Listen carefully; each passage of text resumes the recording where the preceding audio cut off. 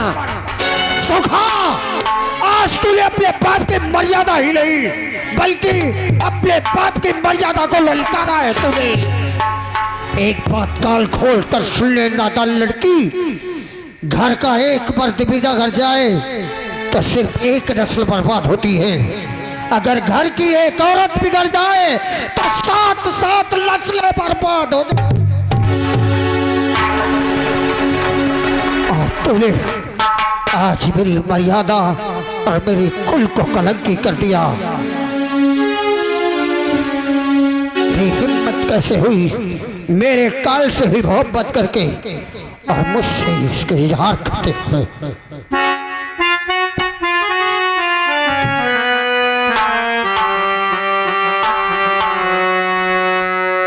दाग तूले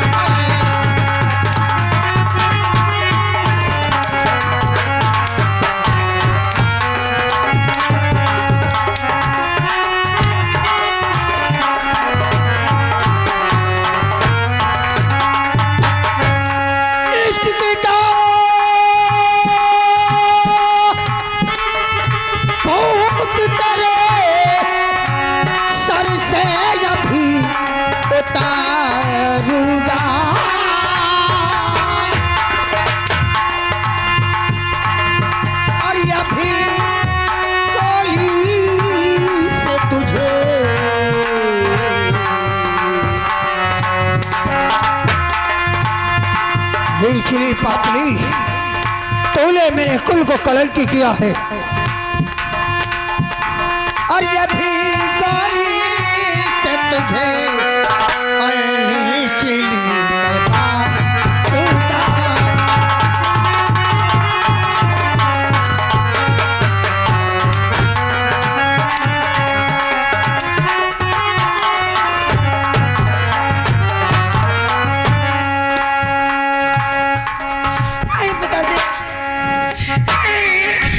मेरे दुश्मन का साथ देने वाली, मेरे दुश्मन का साथ देने वाली मेरी बेटी हो, मेरा बाप हो, मेरा भाई हो या मेरे गिरोह का कोई आदमी हो, उसे जीने का कोई अधिकार नहीं है और इसी प्रकार तुझे भी जीने का कोई अधिकार नहीं।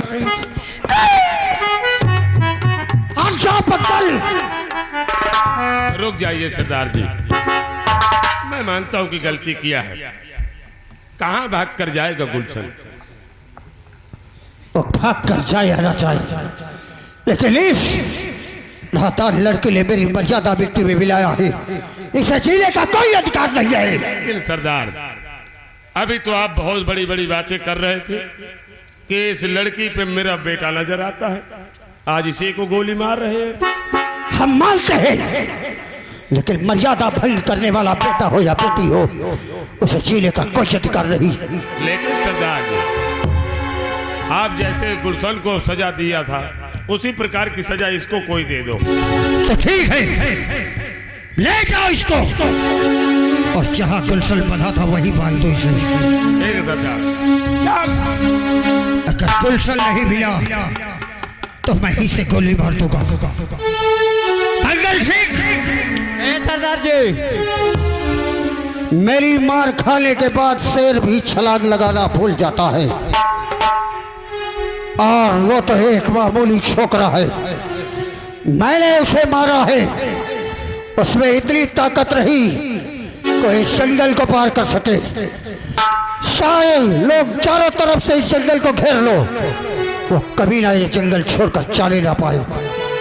जहां भी मिलता है उसे घसीट कर मेरे पास लाओ, और अगर मुझे मिल गया तो मैं उसके शरीर पर इतनी गोलियां मार दूंगा, इतनी गोलियां मार दूंगा कि उसकी रूह तक कांप जाएगी। गलसाई, तूने क्या सोचा कि मेरी बेटी को मोहब्बत के जाल में फंसाकर तो मुझसे बच जाएगा? और इस ताल से बचना एक बार आसान है, लेकिन दर्शन से बचना नामुमकिन है। मैं आ रहा हूं कबीले, चलो।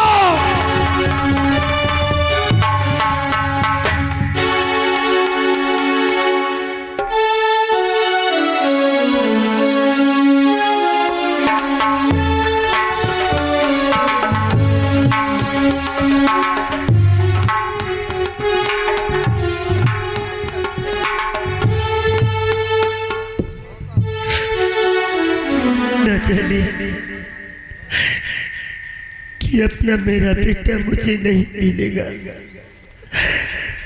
मेरे पति भी मुझे नहीं मिलेगी, न बेटा मिलेगा न पति मिलेगी। तो इस संसार में जीने से अच्छा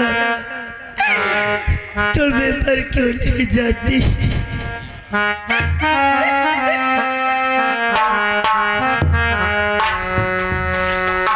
मेरे राजा,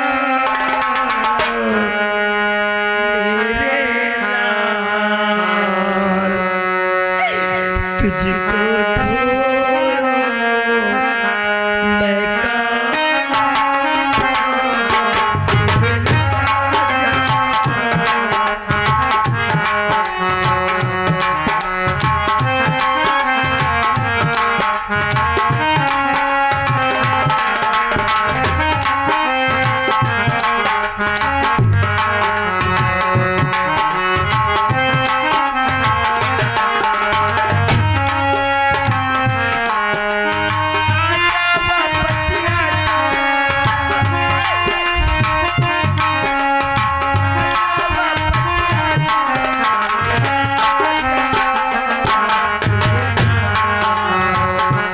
तुझको ढूंढो मैं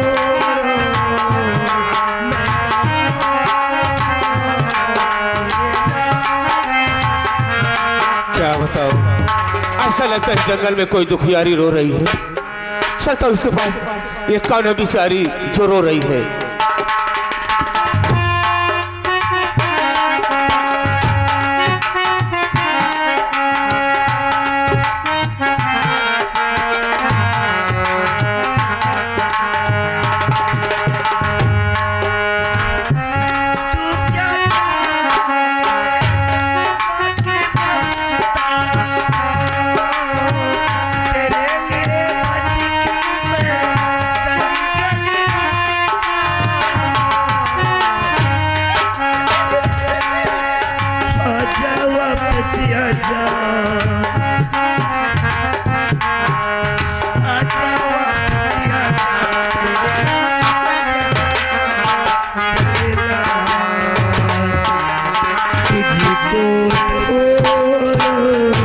अरे बूढ़ी माँ, तुम कौन हो माँ?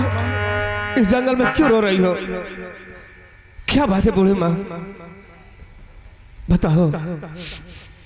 इस जंगल में तुम दर दर भटक रही हो। बेटे, मैं अपने बेटे को ढूंढ रही हूँ, अपने खोए हुए जिगर के टुकड़े को ढूंढ रही हूँ। कैसे जंगल में तुम्हारा बेटा खोया हुआ है?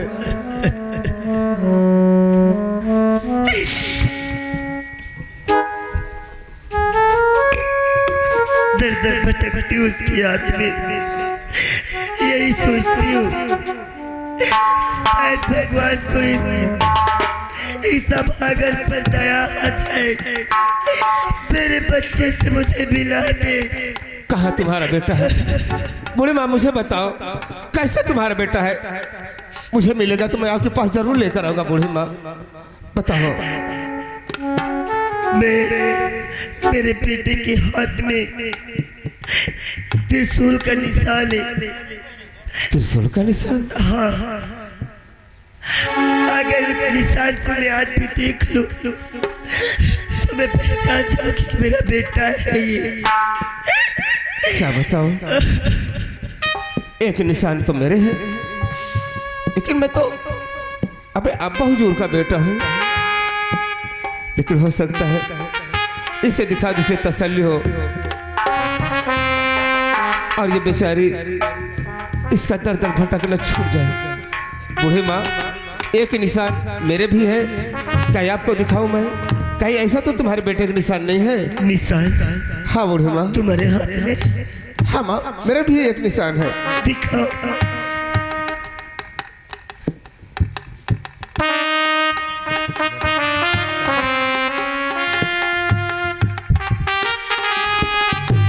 क्या हुआ बूढ़ी माँ? ये वही निशान है जो मेरे बेटे के हाथ में था। तू कोई दूसरा नहीं, तू ही मेरा खोया हुआ मुल्ला है। क्या माँ? मैं तेरी माँ हूँ। तो मेरी माँ हो? हाँ, मेरे बच्चे। माँ, एक बार मुझे अपने सीने से लगा लो माँ। बेटा, माँ, बेटा,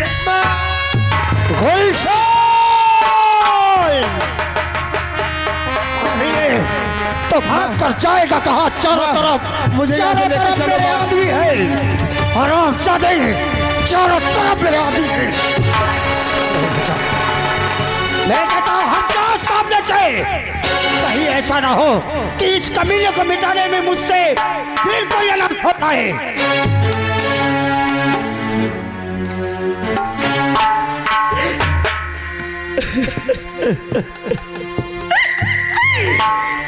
भगवान के लिए ऐसा लड़ते मत करिए।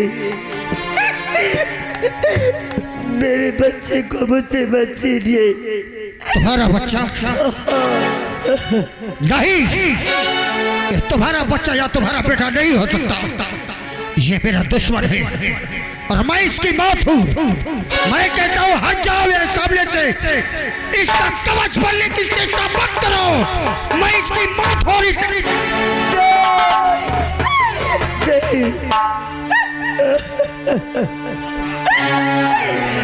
लगता है इस गुलशन को मालूम हो गया कि हमारे सरदार कभी स्त्री पे हाथ नहीं उठाते हैं। सच कहा तुमने, ये एक ऐसा बहरूपिया है कमीना जिसे पता चल गया और ये एक औरत का सहारा ले लिया, लेकिन इसे पता नहीं कि दरअसल मौत है और मौत को कोई नहीं रोक पाता। मैं कहता हूँ आप हट जाए यहाँ से। नहीं,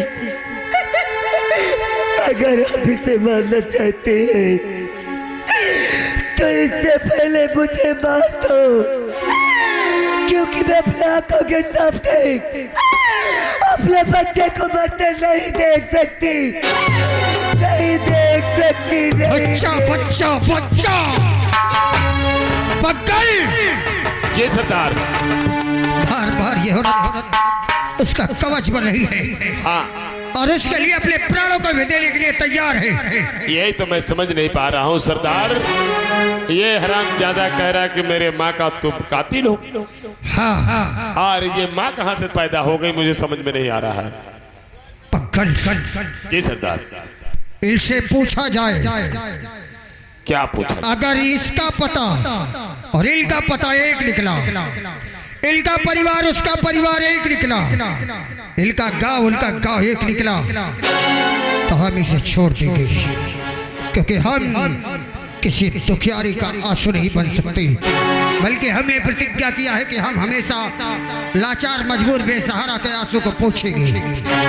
और अगर झूठ निकल गया, किसी दबाव में आकर इसकी मां बनने का नाटक किया है या फिर पैसों के लालच से इसकी मां बनी है, तो हम अपनी प्रतिज्ञा भूल जाएंगे, क्योंकि झूठे को मारने में पाप नहीं होता।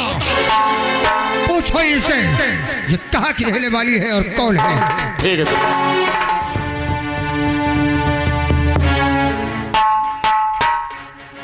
बूढ़ी माँ, ये बताइए तुम कहाँ की रहने वाली हो? मैं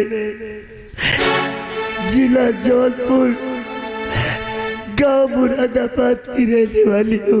सरदार, हाँ पक्कल, ये औरत बता रही है कि जिला जौनपुर गांव मुरादाबाद की रहने वाली है। मुरादाबाद। हाँ, ये तो तुम्हारे गांव का नाम बता रही है। आज वर्षों के बाद उस गांव का नाम सुनने को मिला। पूछो इनसे किसके घर की इज्जत है ये। जी सरदार। बूढ़ी माँ, ये बताइए तुम्हारे ससुर जी का क्या नाम था? मेरे ससुर जी को लोग जग्गी के नाम से बुलाया करते थे। अच्छा। सरदार जी, बोलो पक्कल। बूढ़ी माँ बता रही है कि इनके ससुर का नाम जंगी लाल था। जंगी लाल? हाँ, जंगी जंगी कहते थे, बता रही है। पक्कल, वर्षों बीत गए उस गांव को छोड़े, 15-16 वर्ष गुजर गए। हो सकता है कि उस गांव में कोई और रहे हो इस नाम के जिन्हें हम नहीं जानते थे, परंतु गांव भी वही, नाम वही। आगे पूछो इनके पति का क्या नाम था? बूढ़ी माँ, ये बताओ तुम्हारे पति का क्या नाम था?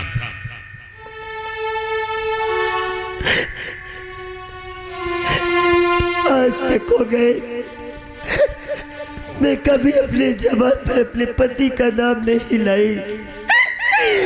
भगवान के लिए इतना मजबूर मत करिए कि आज मुझे मैं अपने पति का नाम लेना पड़ रहा है।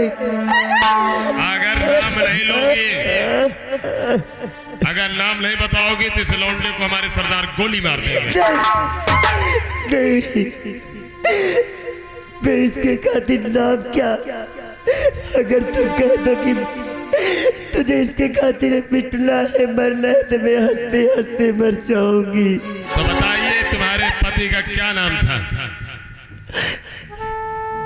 मेरे पति को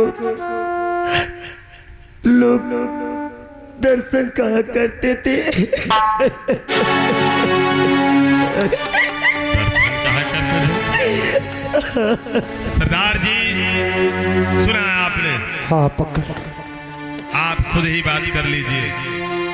हमने सब कुछ सुना। एक ही गांव, एक नाम का एक व्यक्ति मिल सकता, कि सारे नाम मिलते चले जाए, ऐसा नहीं हो सकता। गांव मुरादाबाद, ससुर का नाम जंगी लाल, पति का नाम दर्शन सिंह। हे दीदी, तुमने कहा कि तुम्हारे पति का नाम दर्शन सिंह है। अगर तुम्हारे पति का नाम दर्शन सिंह है, तुम्हारे ससुर का नाम जंगी लाल है, तो तुम्हारा नाम देवा होगा।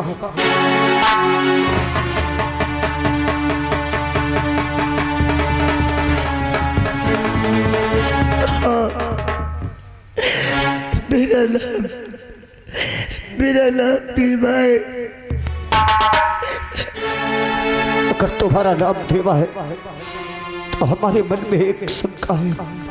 हमारे मन के संदेह को मिटाने के लिए अपने सर से घूंघट हटा दो, क्योंकि हमने प्रतिज्ञा की थी कि हम किसी पराई स्त्री की तरफ कभी मुड़कर नहीं देखेंगे। इसलिए हमारी आशंकाएं मिटाने के लिए अपने चेहरे से घूंघट उठा दो। हम वचन देते हैं कि इस बच्चे के शरीर पर एक खरांच भी नहीं आने देंगे।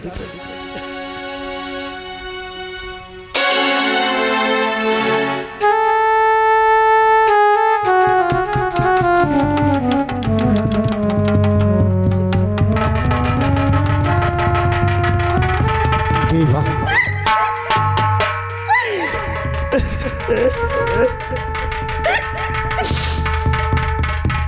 मैं तुमसे जानना चाहती हूँ कि आप मुझे देवा कहने वाले आप कौन है? भगवान के लिए बता दीजिए। आज तक मुझे देवा केवल मेरे पति ने देवा कहा है। आप मुझे देवा कह के बुला रहे हैं। मुझे ऐसा लग रहा है कि मेरे पति मेरे सामने खड़े हैं, मेरी आंखें धोखा खा रही है। भगवान के लिए बता दीजिए, आप मुझे देवा कहने वाले कौन है?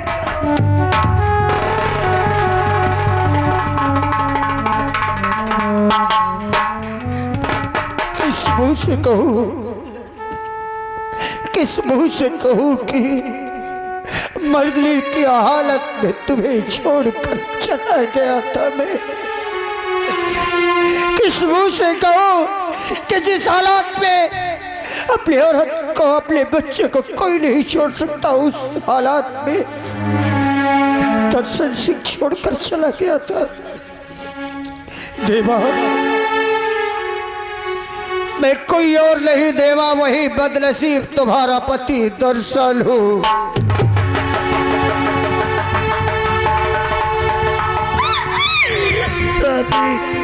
हाँ देवा, कहाँ चले गए थे, कहाँ चले गए थे अपनी सभागत देवा को छोड़कर? स्वामी, स्वामी,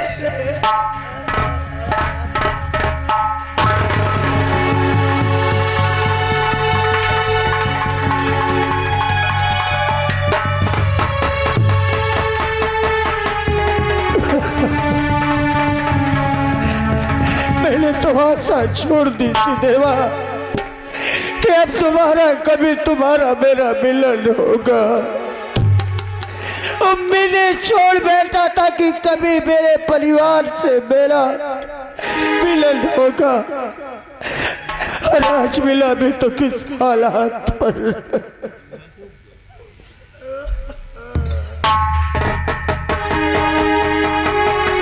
जिस हालात पर तुम्हें छोड़कर गया था देवा, संसार का कोई पति नहीं जाएगा। हो सके तो मुझे माफ कर देना देवा, मुझे माफ कर देना। मेरी मजबूरियों ने तुझसे जुदा कर दिया मुझे, लेकिन देवा मैं अपने बिल्ली को तेरे पास छोड़कर गया था। वो भूखा प्यासा मेरा बच्चा जिसकी हाथ में तड़पता रहा, मैं ये सोचता रहा कि क्या मेरे बच्चे को एक निवाला भोजन कहीं से मिला होगा या नहीं। दुनिया के बच्चों को भोजन कराता रहा,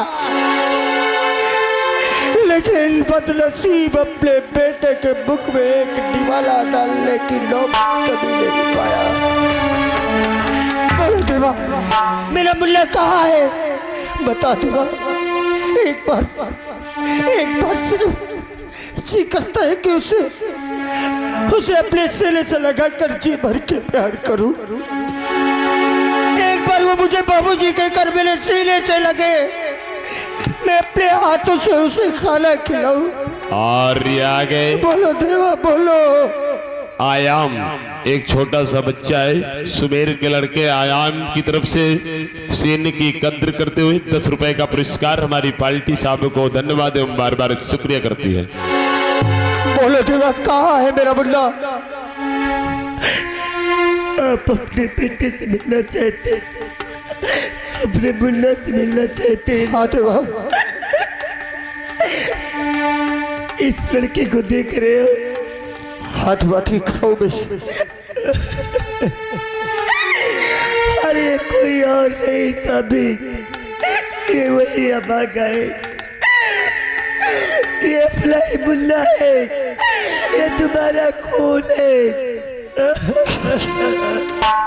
ये मेरा बेटा है। आज परसों के बाद ये मुझे मिला तो किस मोड़ में कि एक बाप अपने बेटे को खून का प्यासा प्रहलाद यही अपना मुल्ला है। मैं कितना भागा हूँ, जिस बेटे के लिए हाथ फैलाकर दर दर भीख मांगता रहा, आज उन्हीं हाथों से मैंने अपने बच्चे को मारा, जिसके एक बार रोने की आवाज सुनने से कलेजा फट जाता था। आज उसे बेटे के सीने पर मैं गोली मारना चाहता था।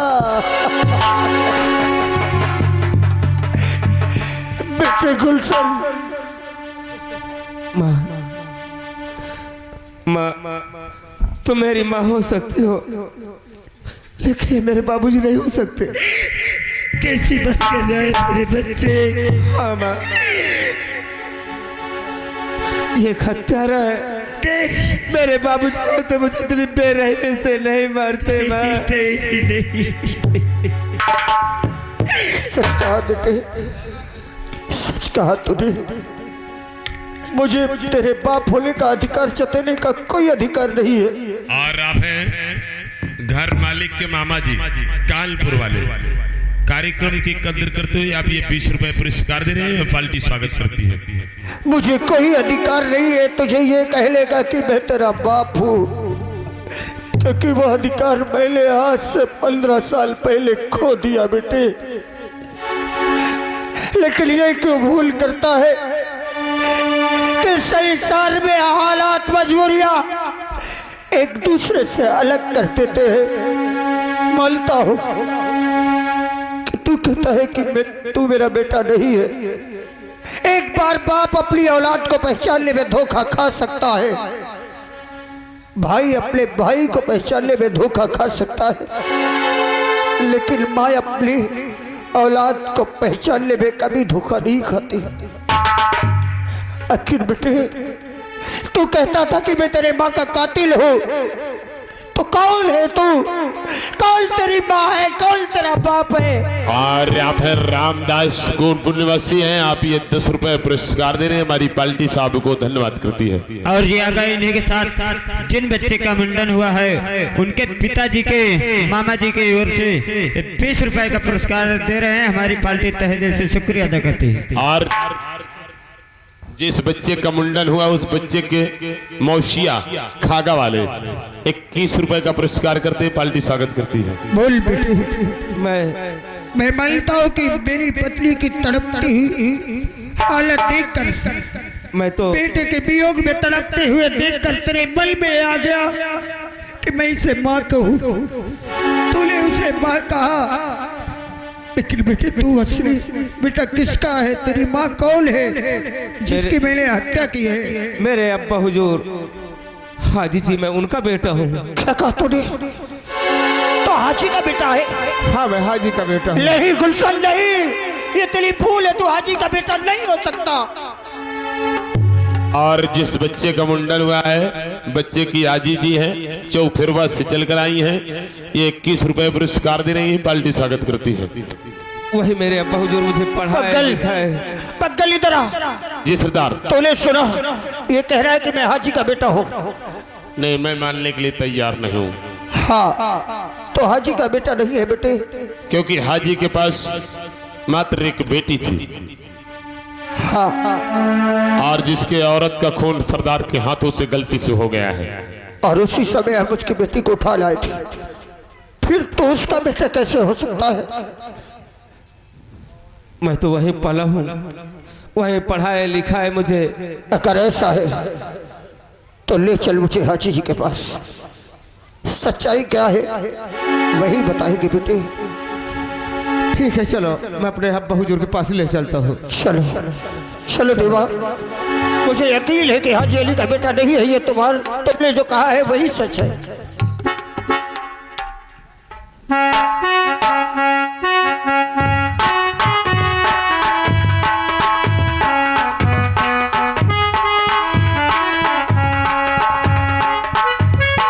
हेलो।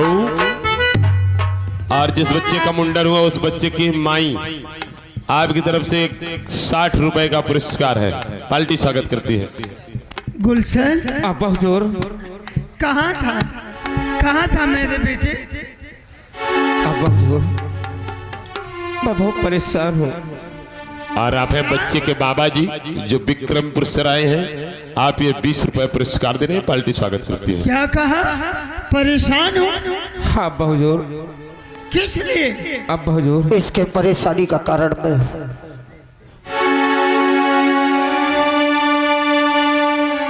हाँ हाजी अली। अच्छा, आप है मालिक की मौसी जी, कागज से चल कर आई हैं। आप ये 20 रुपए पुरस्कार दे रही हैं। पार्टी स्वागत करती है। सरदार